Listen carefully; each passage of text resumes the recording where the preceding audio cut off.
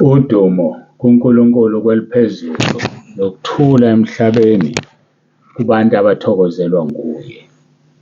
Kuba unsibando kubingelela undlalifa izulu. Ngithi uJesu Kristu inkosi.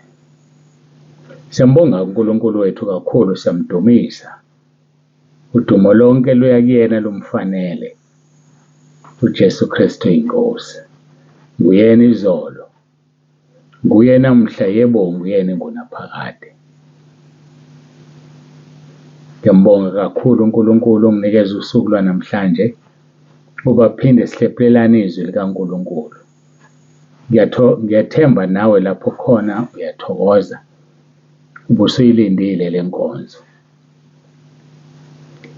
Ngiyacela-ke ukuthi ngigcizelele ukuthi sixakekile kakhulu. WhatsApp lo ngidine ekuseni ukuvula ngithumela i-message etela abantu. So-ke ngesikhathi sengithumela inkonzo manje imawuzovuleka. Ngisathe ukugozobala kancane, angizazi indawo esengiyihambile. Kodwa siyamthemba uNkulunkulu, ukubukeka kuyahlangana. Ngiyakholwa ukuthi nofika sekukuhle niphatheke kahle uma senize ephasikeni. Kukhona konke-ke okwenzakalayo okukhulu. Sibonga uNkulunkulu sigcinile kulo mkhosi esiphume kuwona izolo ekuseni, usuku lwesibili namhlanje siphumile emkhosini. Nokho-ke kukhona abaqhubekayo.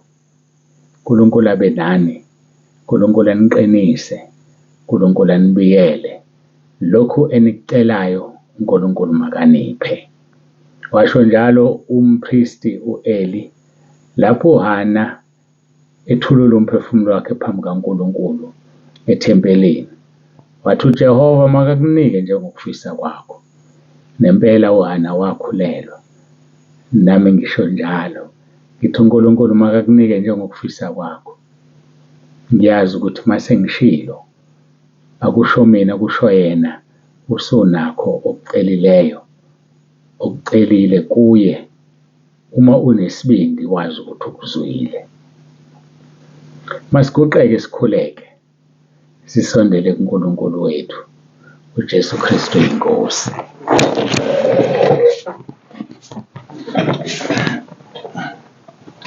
Babongcwele, babolungileyo, uNkulunkulu wethu onomusa, sisondela kuwe nangaso lesi sikhathi sibonga ukulondwa nokugcinwa ngesakhe isandla. Ngiyacela Nkosi ukuthi ube phakathi kwethu nakule nkonzo. Ngiyakhuleka uNkulunkulu wami ukuba uzibonakalise amandla akho. Sisize sifane nebandla lakuqala. Sisize Nkosi sibe munye, ngoba masimunye akekho ozosinqoba. Ngoba wena mawukithi ubani ongamelana nathi na? Ngoba umkhulu wena ukuthina kunayo sezweni. uJesu Kristu inkosi. Amen.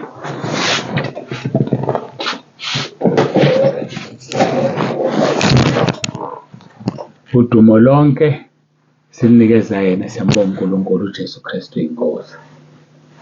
Sizofunda-ke izwi lenkosi esilitholayo evangelini likaJohane chapter 17.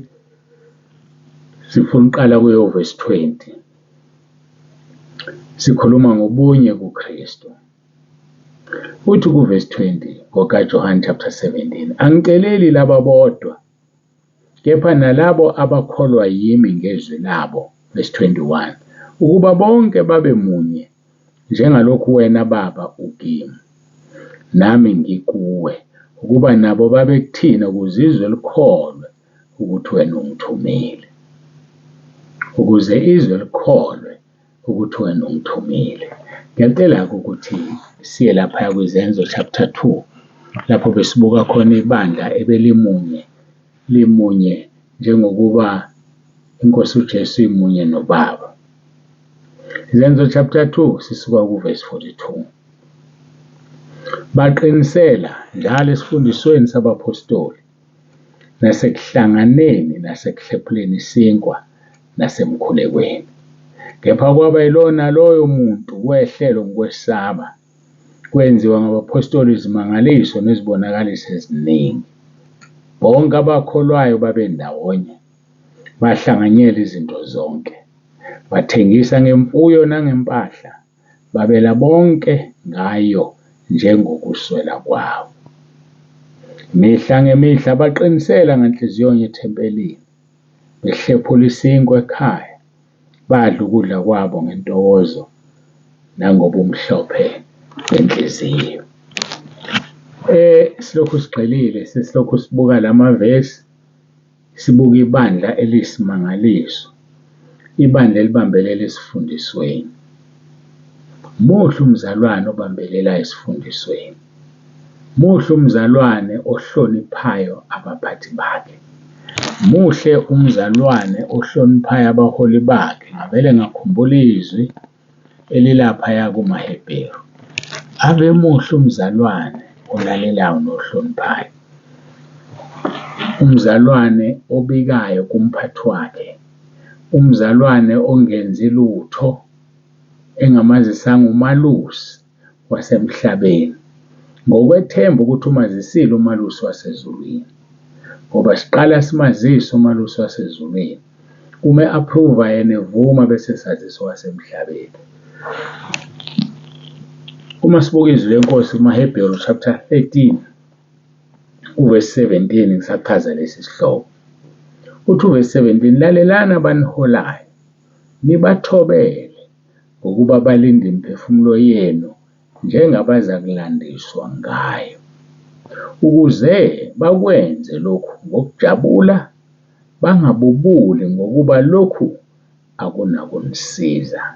Bangabubuli ngokuba lokhu akunakunisiza. Lisho ukuthini leli vesi? Lisho ukuthi umzalwane makaholwe, umzalwane makaphathwe. Mase kukhulunywa ngomzalwane-ke, inkinga-ke leyo. Ngoba nomfundisi ongumzalwane, nomfundisi umzalwane ophronyothiwe, umzalwane onesikhundla. Ngakho-ke lalelana abaniholayo. Umzalwane kufanele aholwe. Umfundisi kufanele aholwe. Kuthiwa nibathobele abaniholayo. Uthobe, ulalele, kodwa ungakhohlwa. Ngiphinde ngigcizelele ngingakasho yini, ungakhohlwa ukuhlolisisa umoya. Ungakhohlwa, wena owaziyo-ke, kodwa ungakhohlwa ukuhlolisisa umoya. Ngoba umoya uzokuhlukanisela ukuthi ubani okuphethe. Uphethwe kuphi wena? Uphethwe ezulwini noma uphethwe esihogweni? Ngamanye amagama, okuphethe i-agent yakuphi? Ngoba kusiza ukuthi kube mnandi ukuthi uphethwe, kanti uphethwe isihogo, uphethwe izulu. Lalelani abaniholayo, nibathobele ngokuba balinde imiphefumulo yenu njengabaza kulandiswa ngayo. Bazalwane, njengoba bunsibande ekhaya lezwi nasentabeni yendlu kaJehova kuyabonelelwa, ngisazolandiswa ngemiphefumulo yenu. Ngisazophendula ngemiphefumulo yenu. Jeremiah 48 verse 10. Qale kusiwa umuntu ogodla inkemba yakhe egazini. Ngisazolandiswa ukuthi angiligodlanga yini iqiniso ngesikhathi ngimi phambi kwenu, noma ngesikhathi ngishumayela ku-WhatsApp noma ku-YouTube. Angiligodlanga yini iqiniso? Ngisazolandiswa ngani? Kukhona abantu uma ngigodla iqiniso igazi labo lizofunwa kumina. Athi uNkulunkulu ngamthatha ubani ngamfaka ekhaya lezwi wagodla iqiniso. Mfundisi wami, kunegazi elizobuzwa ezandleni zethu njengabefundisi. Athi uNkulunkulu ngamletha usibanibani enkonzweni ngifuna ezezulwini, wena wagodla iqiniso. Whilst kufanele abazalwane besilalele, kufanele sazi sisazolandiswa ngale miphefumulo, sisazobuzwa ngale miphefumulo. Qale kusiwa umuntu ogodla inkemba yakhe egazini. Qale kusiwa umuntu ogodla izwi likaNkulunkulu lingawenzi umsebenzi, ngoba lona libukhali kunenkemba eyisikanhlangothi zombili. Lihlaba lahlukanise kuze kuhlukanisa umnkantsha namalungu, kwahlukanisa umoya nomphefumulo. lahlulela imicabango nezizindlo izwi likaNkulunkulu. Ungakhohlwa sihlobo sami, usazophendula ngale mphefumulo oyinikeziwe. Nawe mphefumulo onikezwe mina, lalelana abaniholayo nibathobele. Ngokuba balinde imphefumulo yenu njengabaza kulandiswa ngayo. Ulalela-ke leli nto esengizolifunda, ukuze bakwenze lokhu ngokujabula. Kufanele uma ngicabanga wena ngijabule. Kufanele uma kukhulunywa ngawe ngijabule ngoba kukhulunywa ngumuntu othokozisa umphefumulo wami. Nikwenze ukubalalela nibathobele ngoba lokhu kufanele bakwenze ngokujabula. Bangabubuli. Akufanele umholi wakho abubule ngawe ngokuba lokhu akunakho ukusiza. Uma umholi wakho nje ebubula ngawe, ngeke ukusiza endleleni yakho yokuhola. Wenzani ukububula? Ucomplain. Uma kufika iy'ndaba kimi ukuthi usibanibani usethe, usibanibani usexabane nosibanibani, usibanibani useshaya usibanibani, ngiyabubula. Ngesikhathi ngibubula uyashaywa wena, ushaya uNkulunkulu ngoba inceku yakhe injani? Iyabubula. Ufike late enkonzweni. Manje kwafika kimi ukuthi kodwa usibanibani bakithi njalo uzofika late. Sengibubulile, and uma sengibubulile kuthiwa ngeke kukusize wena engikububulelayo. Ngolimi lwesiZulu olujwayelekile ukushwabula. Uma ngikushwabulela sekonakele kuwena. Ngakho gcina isikhathi enkonzweni, lalela okukhulunywayo, yenza okushiwoyo. Ungabi ukhanda lemtshelo kwakhe, ungabi umuntu obheka le abheke le, kodwa lalela okukhulunywayo. Ngoba ngeke kukusize uma umholi wakho ebubula ngawe. Ngeke kukusize uma umholi wakho eshwabula ngawe. Yenza sure ukuthi umholi wakho uyathokoza, uyajabula ngawe. Angiphinde kuvesi 17 amaHebheru 13. Lalelana abaniholayo nibathobele ukuba balinde imphefumulo yenu njengabaza kulandiswa ngayo ukuze bakwenze lokhu ngokujabula, bangabubuli ukuba lokhu akunakumsiza. Uma umuntu ebubula akukusizi mntakababa. Ungavumi umfundisi wakho abubule ngawe. Hhayi, ungavumi umfundisi wakho abubule ngawe. Ngiyakucela, ngiyakuncenga, ungavumi. Ake sibheke Izaga chapter 12 verse 1. Othanda ukulaywa uthanda ukwazi, ozonda ukusolwa uyisiwula. Ozonda ukusolwa, ozonda ukusolwa uyisiwula. Ngakho lalelana abaniholayo nibathobele. Izaga 13 verse 1. Indodana ehlakaniphileyo iyalaywa nguyise, kepha isideleli asilaleli ukukhuzwa. Mntakababa, lalela. Mntakababa, yizwa. Mntakababa, thobeka, mthobele oholayo ngoba lokhu ulinda umphefumulo wakho. Usazolandiswa ngawo phambi kaNkulunkulu.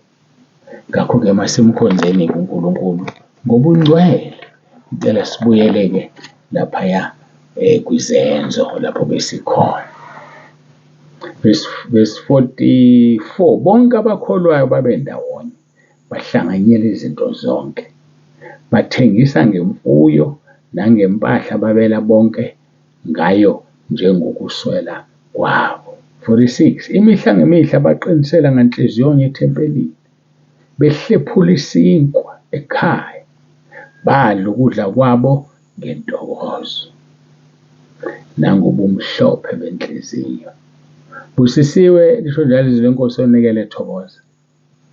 Masidla sihlezi masithokoze, simbonge uNkulunkulu ngakho konke asenzele khona nangobumhlophe benhliziyo. Kuba kungabi inhliziyo namabala, kungabi inhliziyo namafindo, inhliziyo namagqubu, inhliziyo ethukuthelayo, inhliziyo ekhalayo, inhliziyo enenhlamba. Phatha ngenhliziyo usuyathuka nawe. uma ungathukanga uzothi nawe. Ake simkhonzeni uNkulunkulu ngobungcwele, ngobuqotho nangokulunga. Yoba mkhulu umvuzo wakhe ekhaya ezulwini. Sihlobo sami, sizindlalifa zezulu. Masizindlalifa, masimthobele uKristu, masibathobele abasiholayo ngoba balinda imiphefumulo yethu njengabazokulandiswa ngayo. Masibeni munyeke, yasibeni munye. Ake ngiphinde ngibuyele lapho engishiya khona. La kukhulunywe khona ngokuthi asithobele silalele abasiholayo. Ngase ngithinde ukuthi nabefundisi bafanele baholwe.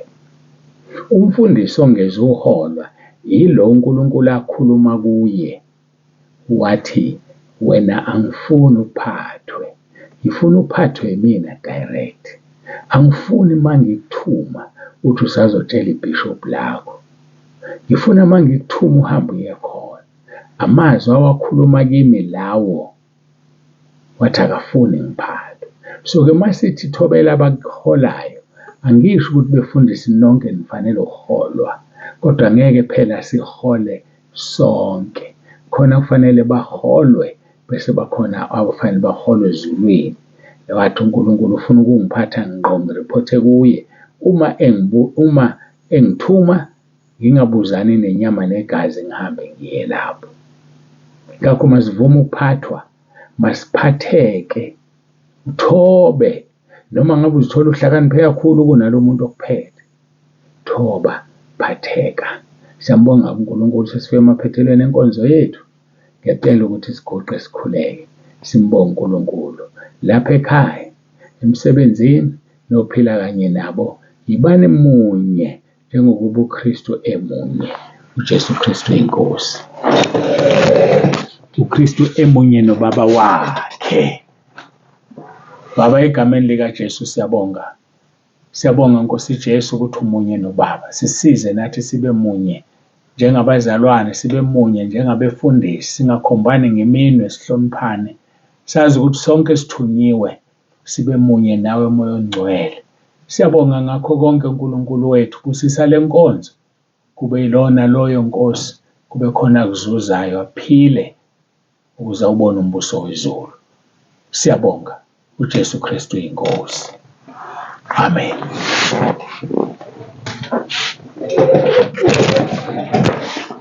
Siyambonga-ke kakhulu uNkulunkulu wethu, siyamdumisa. Sekufike leso sikhathi esingemnandi kumina sokuvalelisa. Bawunze bande uthi ube nosuku oluhle. uJesu Kristu uyinkosi.